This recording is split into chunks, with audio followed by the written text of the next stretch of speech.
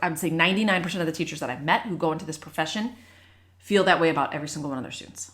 Every child on this planet can become a strong and confident reader. And the best part, it can be simple, quick, and fun to support your readers at home. We are on a mission to help every single child become a strong and confident reader. And we believe that parents play an enormous role in making that happen and making school a safe place, bringing joy to reading, and helping open up doors for your child's future. Hello and welcome. My name is Megan. If you don't know me, I am part of the Developing Readers Academy team. Me and my other half, who I call my work wife, Laura. I'm gonna do a little magic. Oh, there's Laura. We are completely and utterly obsessed with getting kids reading. We believe, we've said this many times, we believe we were put on this earth to, one, be a mom to our beautiful children and have our beautiful families, and two, to get kids reading. That is what we are here for, and we love it so, so much. And we love the families we work with. We work with families, mostly moms, who are action takers. They're ready to take action and go. They want to be a part of their child's learning journey. They want to be involved. And they know for a fact that their child can be a strong reader, can be a confident reader, but there's just an obstacle that's there that this is where we come in. We come in and help find the obstacles and clear them out. And that is what we love doing. That is our heart and our passion. And we are so excited and blessed that we get to do this. We get to do this for our jobs. Oh, it's amazing. Anyways, we are here today talking about something I'm really excited about. I had a random idea. Sometimes this happens all the time for me, actually. I had a random idea that I want to figure out, what do teachers wish that parents knew? So if you're watching this as a teacher, you might be going, I wish these things. Or as a parent, like, oh, this is really good to know. So my question, I put a sticker up in our story on our Instagram and just said, hey, if you're a teacher, what do you wish your parents knew? The parents of your students, not your particular parents. You know where I'm going with this. So I had a flood of amazing answers. Amazing answers. I picked my top 10, and I'm going to do a two-parter. This is going to be part one, 5 of them in no particular order. And then I'm going to do a part 2 because they're so good and I don't want to just inundate you with all the goodness that I had. So I'm just going to go through these 5. Some of them are literacy based. Some of them are not. Some of them are just things that teachers wish parents knew. So here we go. Number 1 is teamwork makes the dream work. It's a cliche, yes, but cliches are a cliche for a reason because they just work. And this one is so true. The more we can be on the same page, the more we can work together, the better it is for your kids. And if your kids know, even better yet, let's take it a step further. Your kids know that you have a relationship and that you talk and that it's a good, positive relationship, the more your kids are going to feel taken care of, the more your kids are going to work in the right direction, knowing that, oh yeah, my teacher is going to talk to my mom. Oh yeah, my mom is going to talk to my teacher. I remember all the time, is when I taught kindergarten especially, if I asked your mom this, would she say the same thing? And just like things like that, like creating that connection and then the funny reactions of parents. I had one student, she was so cute. This is a tangent. That's okay though. She always would tell me all these crazy stories of vacations she went on over the weekend. Oh, I went to Egypt over the weekend. I went to Hawaii over the weekend. And I'm like, no, you did 2 days. It would take more than 2 days just to get there and back. And it was fun and she had a great imagination. I loved it. She wrote stories about it. But I would always say, I'm gonna call your mom and ask about that Egypt trip. And she would just look at me like, no, don't do that. Anyways, teamwork, it makes the dream work. Let's build connections and relationships to help your kids. Number 2 goes in with number 1 a little bit. Number 2 is we consider your kids our kids. I'll say it again because this one's really powerful. We consider your kids our kids. We love your kids. When your kids are with us in our rooms, even after they're out of our classrooms, we care deeply about them. And it's good to remember that in the times where you might feel frustrated with your child's teacher, or you might go, I don't know if they even know who my child is. I don't know if they care about them. Just remember that they love your child. Like, love. I would say 99% of the teachers that I've met who go into this profession feel that way about every single one of their students. So it's just good to remember that intention, that everyone has the same intention. They love this child and they want them to do well. It's good to remember that. I like that one a lot. Number 3, another one that's not literacy based. We got our first 3 are not literacy based, and that's okay. This is real talk. I'm getting real talk right now. And I'm going to do and this could be hours and hours of talking. I won't do that to you right now, but here's what the teacher said on the sticker. They said, there are so many things behind the scenes that hold us back from doing our best. And this is so true. And I know my experience in the past is that administration and the higher people in schools, they want to shield or cover up from parents the things that are going on behind the scenes. It's kind of like you're at a play. You don't see the craziness of what's going on behind the scene. You just see the beautiful play. And that's what's happening is you're seeing for the normal, okay, they're teaching the normal school stuff. That's what I'm trying to say.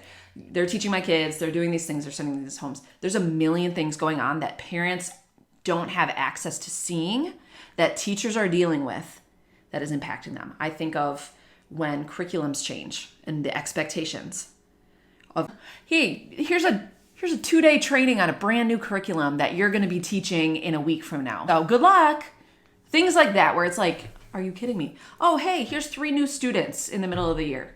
And you need to make sure they're acclimated and know everything that all the other kids know and make sure, hey, here are kids that are on every single level from A to Z. And that's not talking green levels, just an analogy there. But you have kids all over the map on where they are with learning and help all of them. There are so many things and obstacles and barriers that teachers have that are hidden. I don't want to, sort of, it's hidden from parents. It's not always told straight up to parents. So it's just good to remember that. Again, go back to your teachers. Love your kids. They're going to do everything in their power for your kids. But there's a lot of things. And let me take a small tangent here.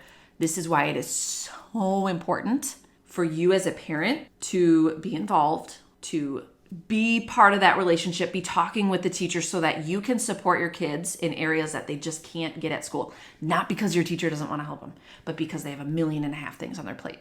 You might have to be the one involved in supporting their homework or supporting certain skills or supporting whatever it is they need because they're your child at the end of the day. If you want your child to really have the best future ever, you're going to have to be involved. That is my opinion and how I feel about that. There we go. Again, there's so much to say about that. Let's keep going though. Number 4, let's get into some literacy stuff now. You're going to see my eyes sparkle a little because this is my passion. I love teaching reading. I just think it's amazing. All right. This is hard. Parents, listen up. Don't give your child the word when they're trying to stretch it out. And it's hard. This one is so hard. It's hard for teachers too, okay? It's hard. Let's say you're sitting next to your child, it's nighttime, you're reading your nightly book, and they're reading to you tonight, and they open up the book, and the girl is sitting at the tab. It's us as parents, we so don't want our kids to struggle, right? We want things to be easy for our kids. We want to smooth it out. We want a smooth road. I get it. So what do we want to do as parents? We want to go, table. The word is table. But what we're doing, I imagine these little workers in our kids' brains with little shovels, and they're building these roads and these pathways to the different parts of their reading brains. And when we go in and just tell them the word when they're trying to figure it out, we're basically just stepping on them. We're like taking away all that work they did to build this road. We're taking it away, and now the next time they get to that word, they're going to have to do all that work again because we're not actually helping them figure out what the word is and making it more permanent in their brain. So it's hard because we don't want to seem to struggle. And also after 20 seconds, you're like, oh my gosh, how long are we going to be on this page? Let's just be honest. That's kind of how we feel like, oh my gosh, this word is taking forever. But it's their brains doing its job and figuring it out. It's their brains working. We need to do this. And I know we're going to get this argument, so I'm just going to deal with this now. Okay, but what if they get to the girl's at the table, but they say, the girl is at that turnip. So they say the wrong word, right? The girl's at the turnip. Pause them. So here's my instructions. Listen up. This is what I'm going to do. Have them pause and go, hey, 1 second. I would cover up the word table. Say, that is the word table. What are the sounds we hear in the word table? And then work together to figure out the sounds. T-A-B-L. So they're not looking at the word. This is important. We want them to get the sounds first. Then reveal the word and say, we said the sounds. Let's see how we spelled that. T-A-B-L. Table. This right here is the process that's going to help with, here's a fancy teacher word, ready for this? Orthographic mapping. Orthographic mapping, connecting sounds to spellings. And by having them think of the sounds first, connected to the spelling, we're helping kids map words into their brain. It's going to help it stick a lot longer. And why it is so much better than memorizing is what we're doing is I imagine the spider web up in their brain. So yes, they have workers and they have spider webs. This is a very strange brain, but we have spider webs up in our brain. And by helping them put these permanent connections, it's like extra sticky spider web strings, and it starts sticking to other words too. We're gonna find patterns. We're gonna find other words that look similar, sound similar, and we're gonna start being able to unlock more and more words versus memorizing. Table. That's just table. That's just the word table. You just gotta memorize it. They learned one word. They've only learned one word. Versus helping them think through the word, the sounds and the spellings. We are giving them the power to read so many other words, not just that one. Oh, I get so bad. I hope you can see my passion. So interesting to me, this brain stuff. Laura's like rolling her eyes right now because she's not as much into the brain stuff. I am super into the brain stuff. I think it's so fascinating how powerful our noggins are. Anyways, last one for today, and then we'll have a part 2 because part 2 is going to be amazing. But our last one for today is you should still be reading to your older children. I'll say it again a little closer to the microphone. You should still be reading to your older children. Maybe not, we're not saying like 30-year-olds or something, but as your kids become more independent, which is going to be around 3rd grade, give or take some years, it should be around 3rd grade, your kids are really starting to pick up their independence. So they can open a book and they can read it and tell you what happened in the story fairly independently. And what happens, and a mistake that so many parents make, is like, they sit back and go, whew, I'm off the hook. I'm off the hook. I don't have to read to my child anymore. They can read to themselves. Yay. You're not off the hook though. You are not. Keep reading to your kids. Reading to them. And why this is, again, man, there's so many conversations here, but there's something called the simple view of reading. Okay? It's an equation. I'll use some magic here to put it here. It is word recognition times language comprehension equals reading comprehension. Obviously, we all want reading comprehension from our kids. We want them to be able to read something and understand it. That is the end goal of reading, right? Reading it and understanding what it says. For that to happen, our kids have to be able to lift the words off the page. And this is where independence is coming in. You're noticing, oh, they're lifting words off the page. They're able to figure out what the words actually say. But the other half of the equation before we get to reading comprehension is language comprehension, which really just means, can they understand it out loud? Do they understand what the words mean? Can they follow this plot line even if it was a spoken story to them? Can they answer questions? So it's the thinking side of it that has nothing to do with looking at words. And when we can marry those two and put them together, they can lift the words off the page and they understand what they mean. Well, they got reading comprehension. That is what reading comprehension is. And once your kids become really good at word recognition, what should be happening is they're working on these early reading skills. They still need to be filling up the bucket of language comprehension.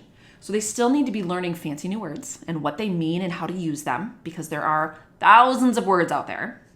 They still need to be exploring different ideas and different facts and different perspectives. There's plenty of things that they will still need assistance with to help them with their reading comprehension so that they can move on to more and more challenging text. Not just, oh, these words are challenging, but these ideas are challenging. We want them to be able to be challenged when they're reading in a good way, in a great way. I don't think it's a bad thing at all.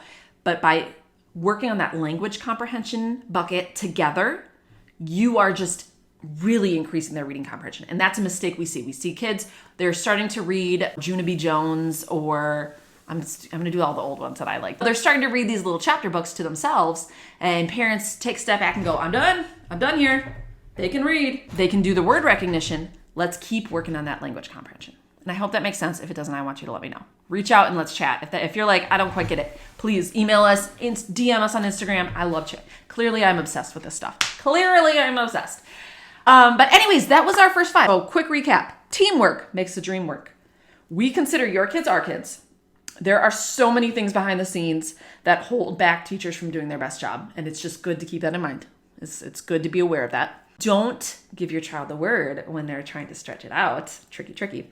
And 5, you should still be reading to your kids even as they get older. And still very, very important.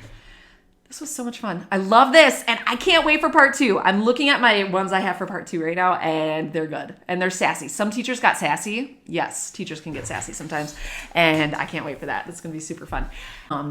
Like I said at the beginning, Laura and we are obsessed and passionate about working with families that are action takers, that want to be involved in their child's learning and that know their child can be successful, just need to figure out what those obstacles are and to push them over, to get rid of those obstacles and keep your kids moving forward. And that is what we do. That is what we are passionate about, what we love, and what we really consider ourselves problem solvers at the end of the day, that are obsessed with reading. We like to solve problems. Your kids have a problem doing something with reading, we're there. We're there to help with your family. If you are interested in learning more, potentially working together to get your kids reading, I want you to check out the show notes, the caption, wherever it ends up being, somewhere around here.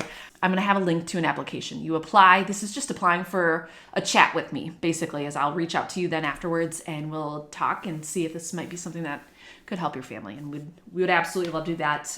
Laura and I are not stopping until every single child on this planet is a confident reader. And we don't care how long it takes.